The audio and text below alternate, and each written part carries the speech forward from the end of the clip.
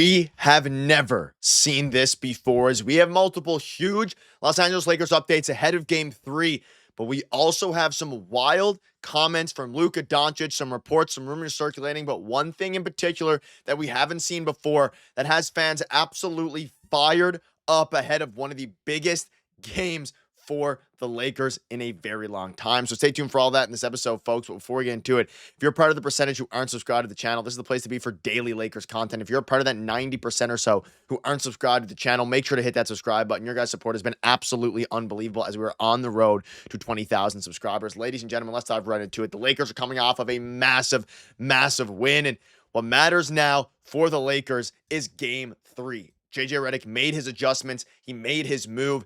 And there's some interesting reports, rumors, and also a couple updates surrounding an injury as well. But let's dive right into a couple things here. And I want to start with some context. And we're going to dive into what, something we haven't seen before. And I want to start with this. And this is one of the key stats heading into game 3. And this is all going to wrap into what, the main topic here in a minute. But I want to start with this from Trevor Lane before we get to the main topic.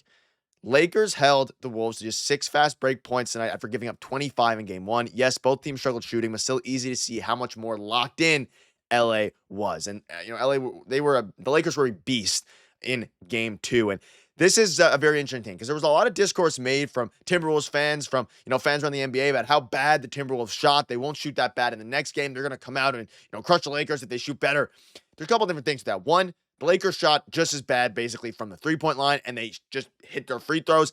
And 2, how locked in this team is, especially after game 1. We're very familiar with the game 1, LeBron James, not curse, but how he takes game 1 to feel it out, especially with the new teammate in Luka Doncic, to really just get things locked in his head mentally, and of course for the rest of the team as well. But for them to be this locked in on the fast break is absolutely crucial, completely crucial. And the role players haven't played good this series, which we're going to dive into in a minute. But I want to dive into this comment from Luka Doncic, and this is key. Going into Minnesota is going to be a war. The fans are going to be cheering like crazy. So no matter what, we can't panic. We got to stay together, and that's on me and Bron to keep the team together. And we haven't seen this before from Luka Doncic, but having on the Lakers, this mentality. We have never seen Luka Doncic this locked in before. And of course, he only came to the Lakers at the trade deadline, but even back his time with the Mavericks, he has never been this locked in and this motivated. And of course, there's a million reasons for that.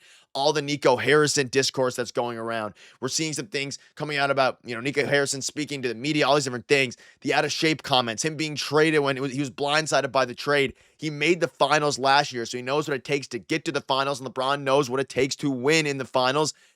And for him to come out and say this, not only is he as locked in as he has ever been in his entire career, but he is ready to not necessarily prove the haters wrong, but just win this and imagine how good it'll feel compared to the Mavericks. But we have never seen Luka, and really any player in a very long time, this motivated simply because of the circumstances. We have never seen, we never saw a trade, in our lifetimes or most of our lifetimes to the magnitude of Luka Doncic's trade. So for him to come out now, be fully healthy and completely locked in, and for him to come out and say, hey, the team is locked in, it's on him and Bron to keep the team together, which is crazy. It's still kind of starstruck that he's on the Lakers, and to say going into Minnesota, it's going to be a war, all these different things.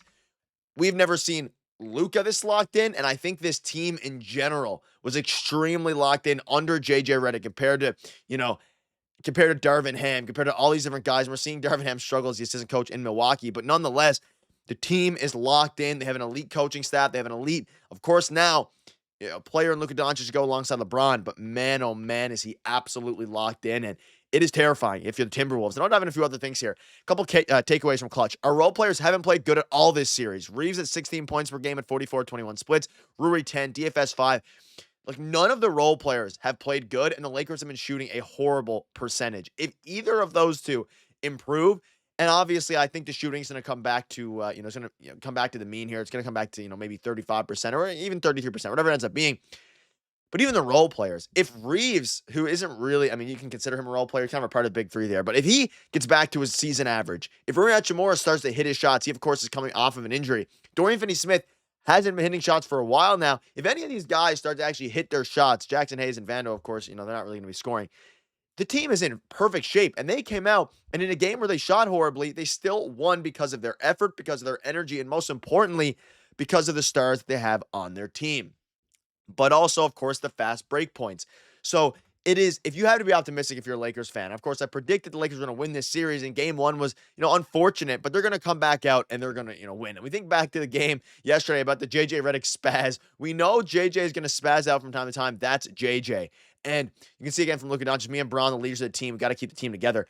And of course, you love to see that from JJ Redick, even in the timeout. Some people were thinking he was talking to the officials. He was talking to his team. He was ripping into them. And guess what happened? It worked. They snapped back into it. They went on a run. They won the game, and they were winning, most of the game, if not all the game, for, when it really mattered.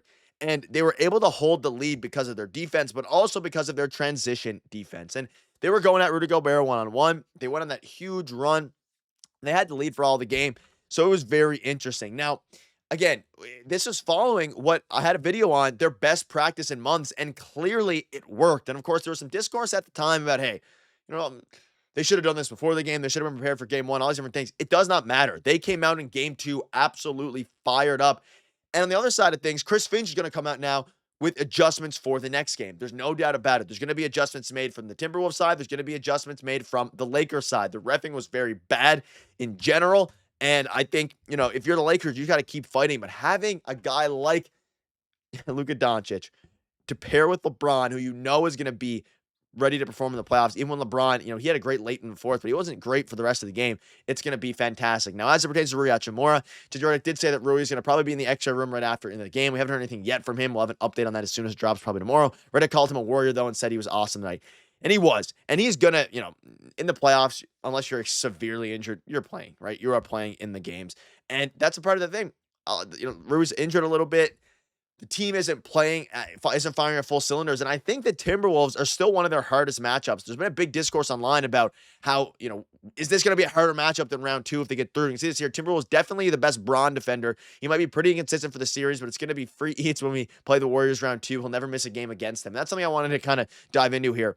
Do you guys think the Timberwolves are the hardest matchup compared to who they're going to play next? It's either going to be the Rockets or the Warriors. At the moment, they're currently playing. At the time of recording, I believe the Rockets are winning by a fair bit, but that could change any moment. Winning by a lot. Do you think the Rockets are going to be a harder matchup than the Timberwolves? Because there's a lot of discourse about. The T-Wolves do match up fairly well against the Lakers, and I think that if they can get through the Timberwolves, it might be a little bit easier until, of course, you inevitably play OKC. So it's going to be interesting. Again, I want to rewind back to what I covered a couple videos ago from LeBron talking about how he only cares about the playoffs, only cares about winning. That is what matters. What matters right now is the present. They regrouped after the practice in game one. There's some injuries going around. The team is ready to go. And again, he was really, really mad before they went on their run. You can see timeout, what the F is going on, Jesus, all these different things. What the F are you guys doing, Jesus, heavenly Christ. So it's going to be wild. It's going to be interesting. And ladies and gentlemen, what matters most is not the JJ Redick crash outs, but it is, of course, the game three. It's going to be a very interesting game three. Let me know down below what your thoughts are. Thank you guys for watching. See you later. Cheers.